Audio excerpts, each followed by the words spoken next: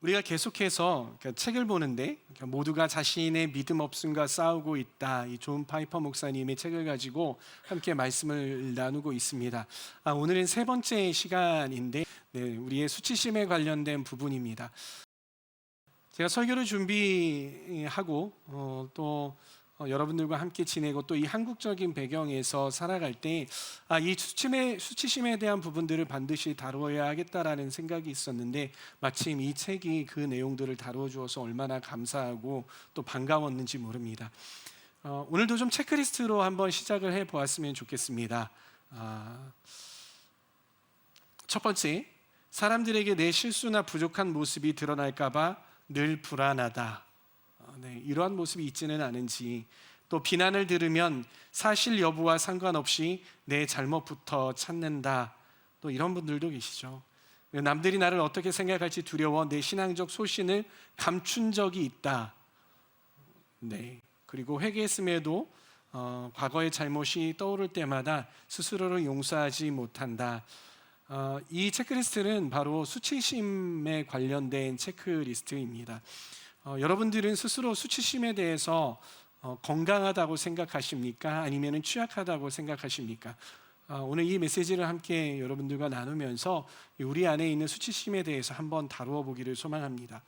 여러분, 수치심이란 어떠한 뜻일까요? 수치심이란 말은 뭐냐면요, 자신의 죄나 부족함 그리고 부적절함을 딱 내가 인식을 하는 거예요. 그럴 때 인식할 때 생겨나는 고통스러운 감정을 보고 수치심이라고 합니다. 다시 한번요. 내 안에 죄가 나타나거나 또 내 안에 어떤 부족함이 나타나거나 또 내 안에 어떤 부적절함이 보일 때에 그럴 때 내가 그걸 자각을 하잖아요. 그럴 때 느끼는 고통스러운 감정, 이것을 보고 수치심이라고 합니다. 여러분, 다들 수치심 한 번쯤은 느껴보셨습니까? 그럼 여러분들에게 좀 질문 좀 하려고 해요. 이 수치심이라는 감정이 좋은 것일까요? 나쁜 것일까요? 손 한번 들어볼까요? 나는 수치심이 좋다라고 생각한다. 아무도 없나요? 한 명. 네, 나는 수치심이 나쁘다고 생각한다. 다시. 중간지대는 뭔가요? 난 잘 모르겠는데 뭐 하나 들었다가 걸리기 싫으니까 나는 들기를 포기한다, 뭐 이런 걸까요? 수치심은 좋은 것일까 아니면 나쁜 것일까? 이 부분을 좀 한번 다뤄보려고 하고요. 그리고 우리가 이 수치심은 어디에서부터 왔을까요? 사탄에서부터 왔을까요? 아니면 내 안에서부터 왔을까? 이 수치심이 어디에서부터 왔는지도 한번 다뤄보려고 합니다. 그리고 우리는 이 수치심을 어떻게 하면 성경적으로 다뤄낼 수 있을까? 이 수치심과 어떻게 싸워서 이겨낼 수 있을까에 대해서 함께 다루어 보려고 합니다. 여러분, 이 책에서 하는 이야기가 있어요. 그 이야기가 뭐냐면, 이 수치심은요, 잘못된 수치심이 있는가 반면에 또 어떤 경우에는 좋은 수치심이 있다라고 이야기를 합니다. 여러분들 대다수가 수치심은 좋지 않은 거야 라고 이야기를 하는데, 이 책에서는 이렇게 이야기한다는 거예요. 잘못된 수치심도 있겠지만은 그래도 좋은 수치심이 있다, 긍정적인 수치심이 있다라고 이야기를 하는 것입니다. 이 말은 무엇이냐면요, 우리가 느끼는 모든 수치심이 다 나쁘다는 말이 아니라는 거예요. 우리가 가져야 하는 수치심이 있다라는 것입니다. 여러분, 우리가 반드시 이 부분을 다루기 전에 알아야 할 것이 있습니다. 그것은 뭐냐면, 아까 질문처럼 이 수치심이 어디서부터 왔는가라는 것입니다. 왜 우리는 수치심을 느끼는가? 이 수치심의 근본이 어디에 있느냐라는 거예요. 여러분, 수치심이 어디에서부터 왔을까요? 수치심은 사탄이 심어줘서 그럴까요? 아니면 수치심은 아무것도 준 사람이 없는데 내가 스스로 가져서 그런 것일까요? 수치심은 바로 어디서부터 왔냐면 하나님으로부터 왔습니다. 뭔가 좀 진짜요? 네, 이상하게 느껴지죠. 아니요, 수치심은 어디에서부터 왔냐면 바로 하나님에게서부터 왔습니다. 하나님께서 우리에게 주신 하나의 선물과 같은 것이에요. 그러면 하나님께서는 우리가 느낄 때 이 수치심이라는 것은 고통스러운 감정이라고 하는데, 왜 하나님은 우리에게 수치심을 주셨냐라는 것입니다. 하나님께서 우리에게 수치심을 주신 이유는 무엇이냐면, 우리가 죄를 짓잖아요. 죄를 지었을 때에 그 죄를 알게 하고 그 죄로부터 돌이켜서 하나님께 돌아가게 하려고 수치심이라는 것을 우리에게 주셨다라는 것입니다. 아멘? 네. 그래서 하나님께서 우리에게 수치심이라는 것을 주셨다라는 거예요. 그래서 우리가 이 어디에서 보면 알 수 있냐면 아담과 하와가 선악을 알게 하는 나무의 열매, 그러니까 많은 사람들이 선악과라고 하는데 정확한 명칭은 선악을 알게 하는 나무의 열매예요. 뭐 누구는 또 사과라고 하더라고요. 그러니까 저희 아이들 그 어린이부 애들 정도면은 이제 사과라고 해도 괜찮은데 그리고 청소년기에서는 선악과라고 해도 괜찮은데 그래도 청년들은 선악을 아는 나무의 열매라고 우리가 기억을 해야 하는 것이죠.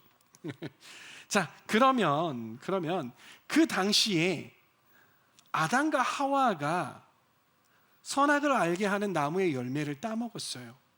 어떤 현상이 벌어졌어요? 어떤 현상이 벌어졌어요? 수치심을 느껴요. 그래서 내가 벗은 줄 아는 거야. 그 전까지는 아무렇지 않았는데 내가 벗은 줄 아는 거예요. 그리고 그 죄로 인해서 하나님으로부터 숨는 거야. 왜 그럴까요? 마음이 고통스럽기 때문인 것이죠.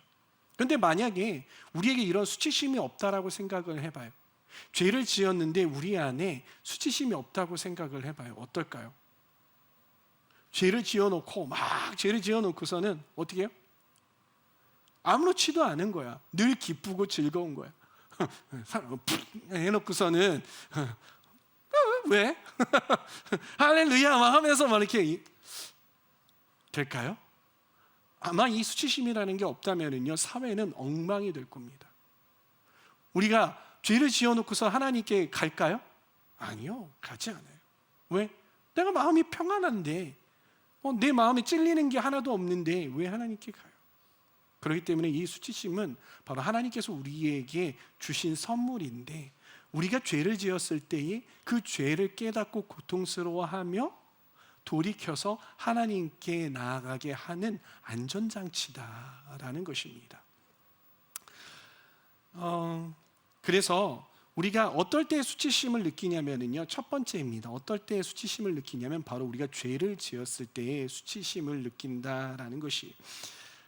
앞서 말씀드린 것처럼요, 우리가 죄를 지었는데도 불구하고 우리가 이러한 감정이, 이 수치심이라는 감정이 느껴지지 않으면요, 아마 하나님과의 관계가 완전히 단절될 것이고요. 그리고 우리의 사회는 굉장히 피로 물든 그러한 사회가 되지 않을까. 윤리와 도덕 이런 것들은 우리의 이 사회 가운데에서 움직여지지 않을 거예요. 그렇기 때문에 수치심은 굉장히 중요합니다. 수치심은요, 이렇게 우리가 죄를 지었을 때 이 수치심을 느끼는 것 굉장히 자연스러운 것이다라는 것을 여러분들이 기억하시기를 바랍니다. 그런데 우리가 죄를 지었을 때만 수치심을 느끼는 게 아니에요. 다른 때에도 수치심을 느낍니다. 어떨 때 수치심을 느껴요? 내가 뭔가 부족할 때 수치심을 느껴요. 보세요. 달리기를 합니다. 한 1500m 뛴다고 생각을 해봅시다. 1500m 나는 열심히 잘 뛴다고 막 뛰는데 다른 이 선수가 나보다도 너무나도 잘 뛰는 선수야. 그런데 이 모든 선수들이 나보다 다 잘 뛰어. 나만 잘 못 뛰는 거야. 그런데 한 바퀴 다 돌아와가지고 내 뒤를 갑자기 추격해서 나를 또 앞질러 가는 거예요. 여러분들 무슨 생각이 들겠어요? 여기에서 사람들은 수치심을 느낀다라는 거예요. 다른 사람들하고 비교해 봤을 때 내가 현저히 떨어진다라고 느낄 때, 내가 부족하다라고 느낄 때 사람들은 뭘 느낀다? 수치심을 느낀다라는 거예요. 근데 이 수치심이 과연 올바른 수치심이냐를 봤을 때 이럴 때는 우리가 느끼지 않아도 되는데 수치심을 느낀다라는 거예요. 이 책에서 이야기하는 성경적인 수치심은 올바른 수치심이 있고 그렇지 않은 수치심이 있는데, 올바른 수치심은 어떨 때 느끼는 거냐면 바로 우리가 죄를 지었을 때에 우리가 죄를 지었을 때에 이 죄를 지은 나의 행위에 대한 수치심을 느껴야 돼요. 이게 올바른 수치심이에요. 그런데 내가 뭔가 부족해요. 그럼 부족했을 때에 느끼는 감정은 수치심이 아니라 내가 부족하구나라는 그런 감정만 느끼면 되는데, 이 죄로 물들어진 우리는요, 이럴 때에도 우리가 수치심을 느낀다라는 것입니다. 이 수치심은 올바른 수치심이 아니다라는 것을 우리가 알 수 있어요. 그리고 또 세 번째는요, 부적절할 때의 수치심을 느낀다고 합니다. 여러분, 부적절한 것이 틀린 거예요? 아니에요. 적절하지 않다라는 거예요. 그런데 이거 죄예요? 부적절한 게? 아니에요. 죄는 아니다라는 거예요. 예를 한번 들어봅시다.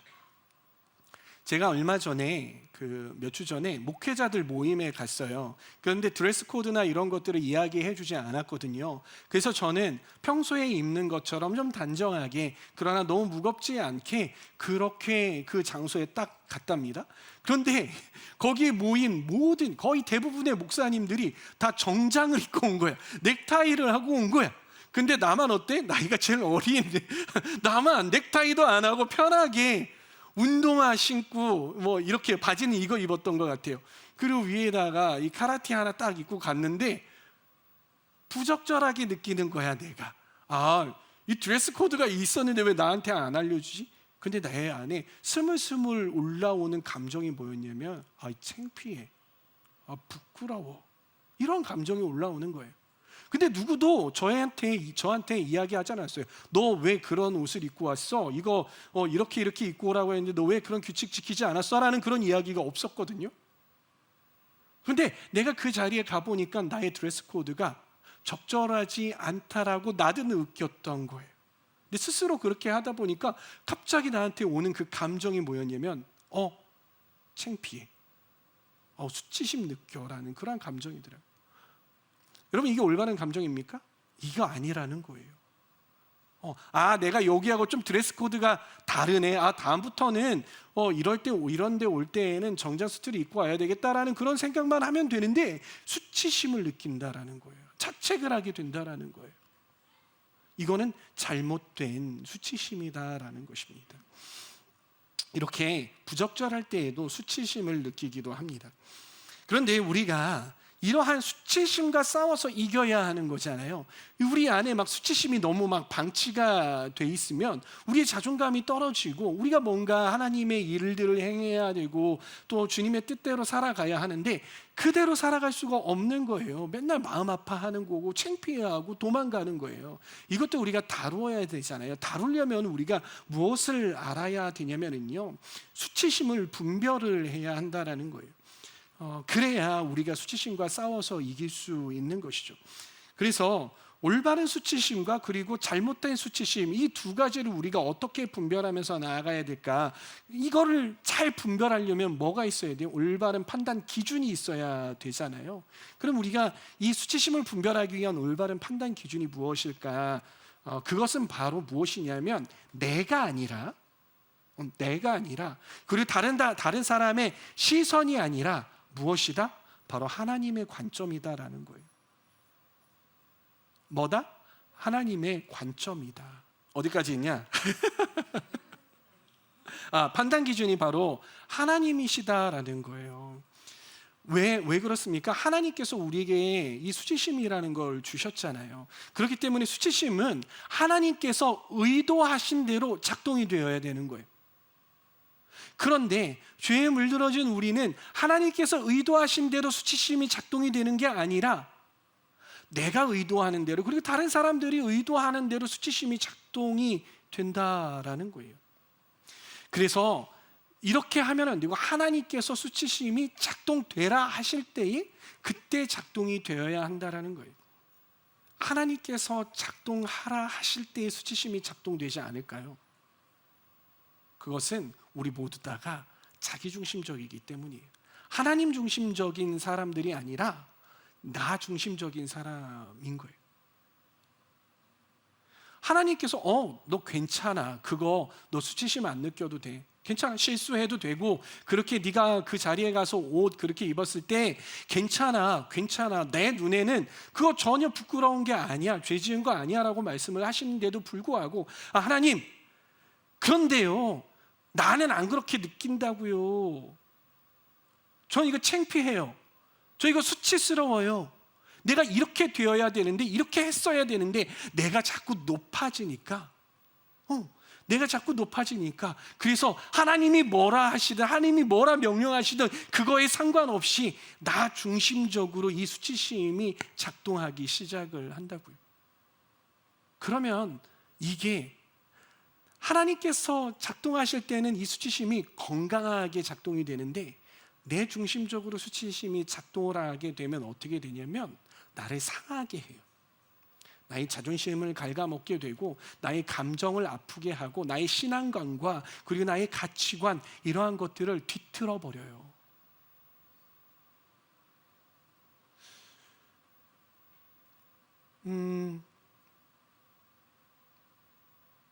사람마다 미적 기준이 다르거든요.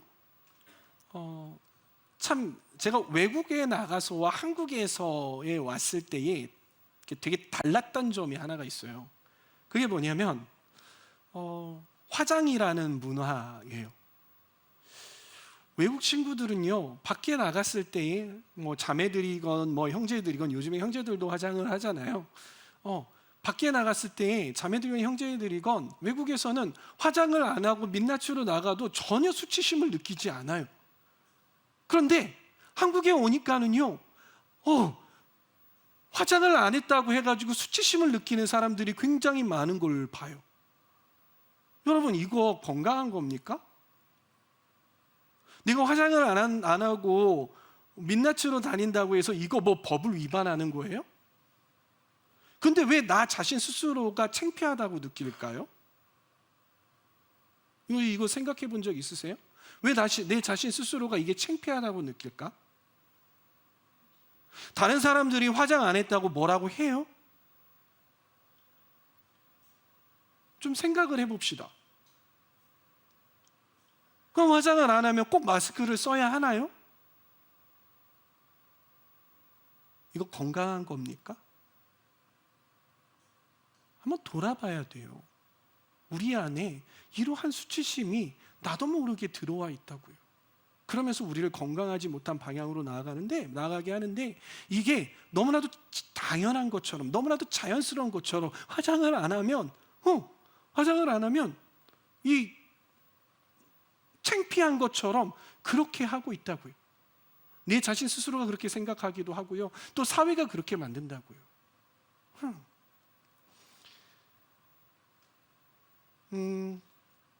반대되는 경우를 한번 볼게요. 어떤 경우냐면요, 남의 눈에, 하나님의 관점이 아니라 남의 눈으로 봤을 때에 그거 좀 아닌 것 같은데 하는 것들을 우리가 너무나도 뒤집어 쓰는 경우가 많아요. 그 중에 하나는 뭔지 알아요? 전도예요. 여러분, 전도하십니까? 여러분, 노방전도 하는 사람들 보고 어떤 감정을 느끼세요? 근데 여러분들은 왜 밖에 나가서 노방전도 안 하세요? 거기서 왜 기타 들고 찬양하지 않으세요? 왜요?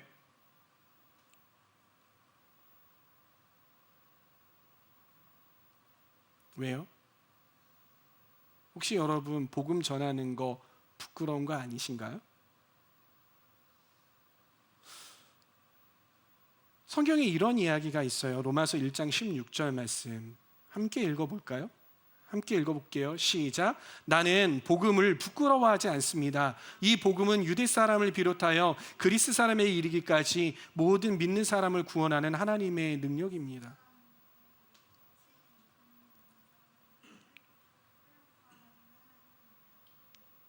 아멘. 아멘. 다은이 고마워. 포기하지 않고 끝까지 읽어줘서. 성경에서는 사도 바울께서 나는 복음을 부끄러워하지 않는다라고 말씀하세요. 왜 복음이 부끄러울까요? 왜 복음을 전하는 것이 수치스러워야 할까요? 왜 창피해야 될까요? 그것은요, 내 인생의 주인이 나라고 느껴서 아닐까요? 하나님의 영광을 올려드린다고 하면, 이게 하나님의 관점이라고 하면 하나님께 하나님의 이 복음을 전하는 것이 너무나도 기쁘고 즐거워야 하잖아요. 그런데 복음을 전할 때에 나의 명성과 나의 이미지와 나의 사회적 체면이 깎이는 것 같으니까 복음을 전해야 한다라는 그러한 가치관과 나의 체면을 지켜야 된다라는 이 두 가치관이 충돌을 할 때에, 하나님의 가치관과 나의 가치관이 충돌을 할 때에 어떻게 되는 거예요? 나의 가치관이 이겨요. 나의 체면이 이기게 되는 거예요. 그러니까 복음을 전하는 것들을 부끄러워하죠. 그러나 성경에서는 명확하게 말하고 있죠. 우리는 복음을 부끄러워해서는 안 된다. 왜? 우리의 관점이 하나님을 향한 관점이기 때문에. 나의 관점이 아니라, 내 인생은 내 거가 아니라 하나님 것이기에 하나님의 영광을 올려드립니다. 하나님의 이름이 세상 사람들 가운데에 정말 경홀히 여겨지고 저주하는 이런 부분들에 대해서는 우리는 어떻습니까? 너무나도 관대하죠. 그런 부분들에 대해서 수치심을 느끼지 않아. 그런 부분들에 대해서 화가 나지 않아. 그런데 반대로 내 자존심 조금만 긁히면 수치스럽고 너무나도 힘들어. 왜 그렇습니까? 성경에서는 나의 이 그 자존심과 나의 감정과 이런 것들이 상할 때에 보복하라고 나와 있습니까? 그때 분을 올리라고 했습니까? 아니잖아요. 우리의 삶이 너무나, 우리의 중심이 너무나 나중심적으로 되어 있기 때문에 이런 수치심도 정말 잘못된 방향으로 쓰여지고 있다라는 것입니다.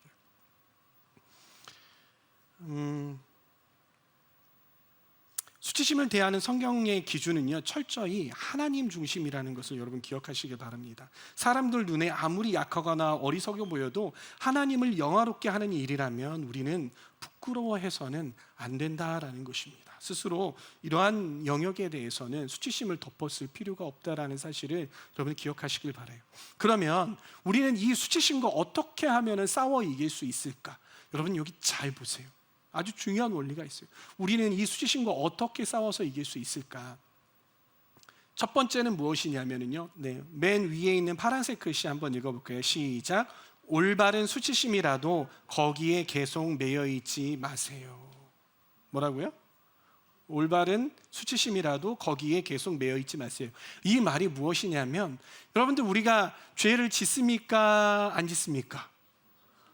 죄인이기 때문에 우리는 매일마다 죄를 지어요. 너무나도 힘들어요. 저도 죄에서 좀 벗어나는 것 같으면 죄를 짓고 죄를 지어요. 계속해서 우리는 그러한 삶을 살 거예요. 근데 그때마다 수치심이 올라오죠. 네. 그런데 그 수치심에 계속해서 머무르지 말라라는 거예요. 청년들의 상담을 해봐요. 그러니까 뭐 우리 교회에서 상담한 내용은 아닌데, 다른 청년이 와가지고 무엇에 대해서 이야기를 했냐면, 남자친구하고 혼전 순결을 깼어요. 너무나도 힘들다라는 거예요. 수치감과 정죄감에 휩싸여 있어요. 근데 하나님 앞에 나아가서 너무 기도하고 회개하고 눈물로 회개했는데도 불구하고 계속해서 그 수치심이 자기를 따라다니는 거예요. 계속해서 그 정죄감이 자기를 따라다니는 거예요. 그러면서 저도 제가 용서가 안 되고 수치스러운데 하나님은 얼마나 저를 싫어하시겠어요? 라고 하면서 매일 그것 때문에, 여러분 진짜 순결이 뭐예요? 순결이라는 건 우리가 한 번도 더러운 것을 안 만진 상태를 이야기하는 것이 아니에요. 순결한 상태는 무엇이냐면, 우리가 죄인이기 때문에 어떤 죄나 더러운 것들을 만질 수가 있어요. 그러나 그것들을 깨끗이 예수님의 보혈로 씻은 상태를 보고, 그리고 그렇게 씻어 있는 상태를 지향하는 상태를 보고, 그걸 보고 순결이라고 하는 거예요. 근데 나는 혼전 순결이 깨졌어, 나는 부정한 존재야, 계속 그 자리에 머물러 있지 말라라는 것입니다. 오직 그 문제뿐만이겠습니까? 여러분들의 삶 가운데에 여러 가지 많은 우리에게 수치감을 던져주는 그런 죄들 우리가 지으며 살아가잖아요. 때로는 매일마다 그렇게 지으면서 살아가잖아요. 그런데 그럴 때 우리가 기억해야 하는 말씀이 있습니다. 이 말씀이에요. 요한에서 1장 9절 말씀을 우리가 큰 목소리로 함께 읽어보도록 하겠습니다. 시작. 우리가 우리 죄를 자백하면 하나님은 신실하고 의로우신 분이셔서 우리 죄를 용서하시고 모든 불의에서 우리를 깨끗하게 해주실 것입니다. 아멘. 아멘. 제가 청년의 시절에 하나님께 기도를 안 했던 적이 있어요. 회개 기도조차도 하지 않았던 적이 있어요. 왜냐하면 저의 시각이 일그러졌었기 때문이에요. 어느 때였냐면 제가 수련회 갔다 오고 그동안에 묵혀둔 죄를 열심히 기도하고 막 해가지고 하나님 앞에 다 회개를 했어요. 그런데 그 다음 날 또 죄를 짓는 거야. 아니, 그 다음 날이 아니야. 그 날이야. 수련회 돌아온 그 날 죄를 짓고 앉아 있는 거야. 나 스스로가 너무 힘든 겁니다. 그래서 그때 은혜 참 많이 받았거든요. 그래서 기도하러 딱 갔는데 내 자신 스스로를 보니까 너무 형편없이 보이는 거예요. 너무 창피한 거예요. 그래서 하나님 앞에 짜증을 냈어요. 하나님, 제가 이렇게 저를 봐도 싫은데 하나님 앞에 그렇게 눈물로 기도하고 하나님 사랑해요, 하나님 죄송해요, 주님께서 저를 위해서 십자가 지셨습니다, 이렇게 울면서 회개를 했는데, 근데 저는요 5일도 아니고 일주일도 아니고 하루도 아니에요. 주님, 오자마자 어떻게 제가 이렇게 또 죄를 지으면서 이럴 수 있어요? 그러면서 짜증을 냈어요. 그래서 기도하려고 갔다가 안 하고서는 안 해. 난 진짜 이거 불가능한가 보다 하고서 나왔어요. 근데 어느 분이 그런 이야기를 하시더라고요. 목사님이신데 그 목사님도 이러한 죄 때문에, 반복되는 죄 때문에 힘들어하고 수치감에 휩싸여서 사신 적이 있대요. 그런데 말씀 중에서 너의 죄를 동이 서에서 먼 것 같이 옮기셨다라는 그러한 구절이 있어. 하나님께서 기억하지 않으신다라는 그런 말씀이 있어. 그러니까 기도해. 그래서 그 말씀에 의지해서 기도하러 갔어요. 하나님, 저 또 지었어요. 또 죄를 지었어요. 그랬더니 하나님이 저한테 그런 음성을 들려주시는 거예요. 또라고? 그러시는 거예요. 네, 또요. 난 잘 모르겠는데? 또라고? 너 언제 죄를 지었었는데?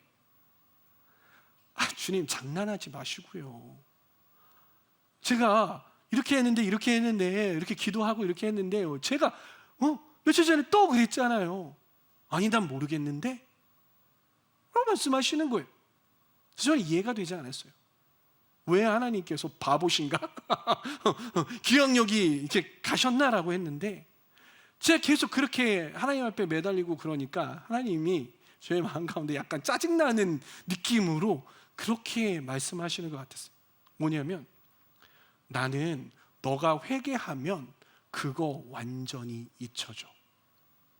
그냥 디스크가 포맷되는 것처럼 그렇게 다 잊으신대요. 경호야, 알지. 너가 그동안 그렇게 죄를 짓고 그런 것들 다 알지. 내가 왜 모르겠냐. 그러나 나의 아들 예수 그리스도가 너희 죄를 모두 담당하고 씻었어. 그렇기에 너희 죄는 없는 바 된 거야. 지워진 거야. 없어. 너 이거 기억해라. 그러는데 제 마음이 얼마나 자유로워지는지 몰라요. 기도하러 나아갈 때마다 정말 염치불구하고 그냥 나아가서 또 기도하지만은요, 하나님께서는 제가 그렇게 회개하고 기도할 때마다 기뻐하시더라고요. 근데 청년의 시절에 그럴 거예요. 자꾸 반복되고 또 반복되고 하는 그런 것들 가운데 지칠 거예요. 그런데 그럼에도 불구하고 하나님께 나아가시기를 바랍니다. 왜 그러냐면요, 그러한 과정들을 통해서 점점 우리가 하나님의 백성이 되어가요. 점점 하나님께 더 의지하게 되고 빈도수가 나이가 들어가면서 그런 과정들을 계속해서 겪어가면서 빈도수가 점점점 줄어가요. 그러면서 우리가 어느 길로 가냐면 성화라는 길로 가게 된다라는 것입니다. 그래서 저는 저와 여러분들이 포기하지 않고 계속해서 하나님 앞에 엎드러질 수 있는 저와 여러분들 되었으면 좋겠습니다.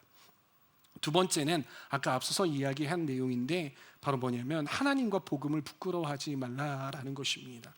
수치심의 대상은 죄이지 어떤 예수 그리스도와 그리고 복음이 아니라는 사실을 기억하시기를 바라요. 사도 바울은 이렇게 말합니다. 디모데후서 1장 12절 말씀 함께 읽습니다. 시작. 그러므로 나는 이런 고난을 당하면서도 부끄러워하지 않습니다. 나는 내가 믿어온 분을 잘 알고 있고 또 내가 맡은 것을 그분이 그날까지 지켜주실 수 있음을 확신합니다. 우리의 관점과 우리의 중심이 어디에 있어야 된다? 하나님께 있어야 된다.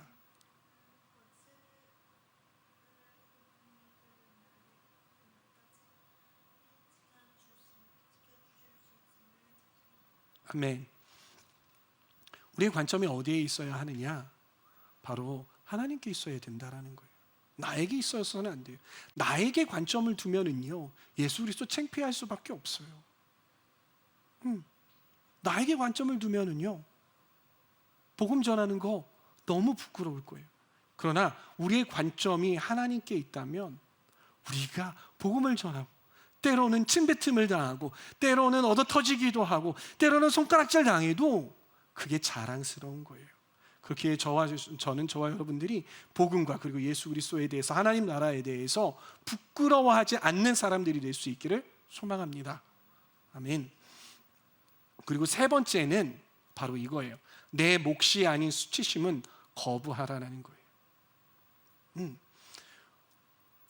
우리가 이 현대사회에 살면서 그리고 한국적인 상황 속에서 살면서 우리에게 남들이 굉장히 수치심을 던져주는 것들이 많아요.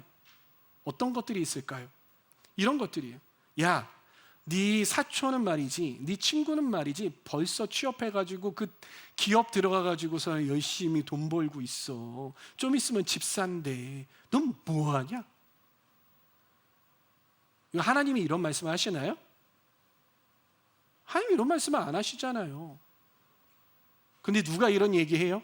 나의 가장 사랑하는 누군가, 내 주위의 사람들, 사랑하는 사람들이 우리에게 심어줘요. 그런데 여러분들 여기에 거부하십니까? 아니에요. 우리는 그거를 그냥 뒤집었어요. 알게 모르게 뒤집었어요. 그런데 여러분, 그거 지금 거부하지 않으면요, 여러분들이 부모님이 되었을 때, 부모가 되었을 때 내 자녀한테도 똑같이 그러한 프레임을 씌우려고 한다라는 거예요. 그게 심각한 문제라는 거예요. 그래서 저는 저와 여러분들이 이러한 잘못된 가치관은 거부할 수 있기를 바라요. 또 어떤 것들이 있습니까? 부모님의 갈등이나 혹은 이혼이나 경제적 실패, 이런 것들을요, 누구한테 뒤집어 씌우고 싶어 해요. 그러니까 어떤 이야기를 하냐면 네가 말을 안 들어서 그래 라는 이야기도 누군가는 한다고 하더라고요. 그리고 야, 너 살 빼야 시집가지. 너 좀 살 좀 빼.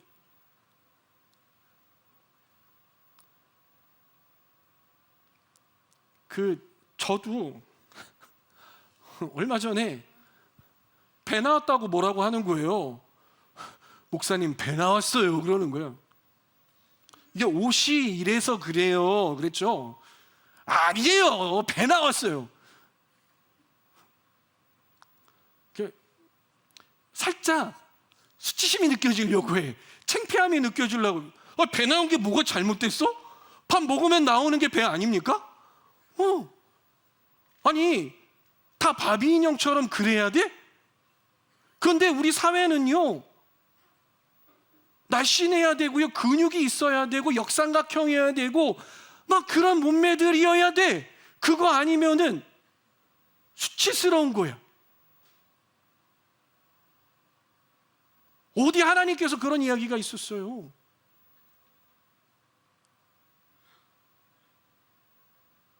그런데 우리가 이런 것들로 자꾸 수치심을 느낀다라는 거예요. 어떻게 해야 돼요? 거부하시라고요. 거부해야 된다고. 또 영적으로 이런 것들이 있어요. 뭔가 잘못됐어요. 일이 꼬일 때가 있잖아요. 시련이 올 때가 있잖아요. 어려움이 올 때가 있잖아요. 네가 기도 안 해서 그래. 거봐. 네가 기도 안 하니까 그렇게 되지. 막 이러면서 기도 안 한 거에 대해서 수치심을 느껴요. 성경에 어디 그러라는 이야기가 있어요? 이런 것들에 대해서 여러분 거부하세요. 수치심을 느끼지 마시란 말이에요. 당당하게, 아니 성경에 어디 그런 게 나와 있어요. 그런 걸로 인해서 저한테 수치심 주시지 않으셨으면 좋겠어요 라고 분명히 이야기할 수 있었으면 좋겠어요. 싸우라는 이야기가 아니라 정중하게 거부할 수 있잖아요. 저는 그런 가치관 동의하지 않아요 라고 분명히 말해 두실 수 있었으면 좋겠습니다.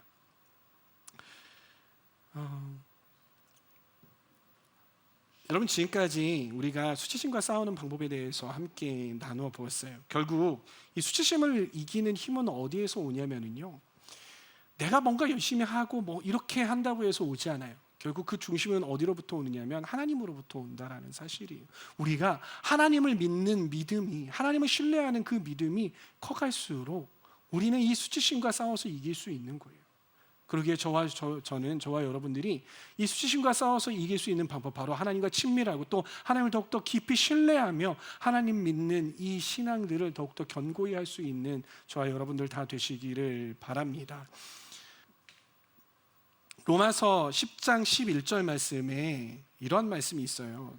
성경은 그를 믿는 사람은 누구나 부끄러움을 당하지 않을 것이다 하고 말합니다. 사도 바울이 한 이야기죠. 주님을 믿는 믿음 안에는요, 죄를 지었을 때 말고는 수치심은 존재하지 않습니다. 그 안에 자유함이 있어요. 그러기에 저는 저와 여러분들이 주님을 믿음으로 인하여서 더욱더 자유로운 신앙생활을 할 수 있는 그러한 청년들 되시기를 소망합니다.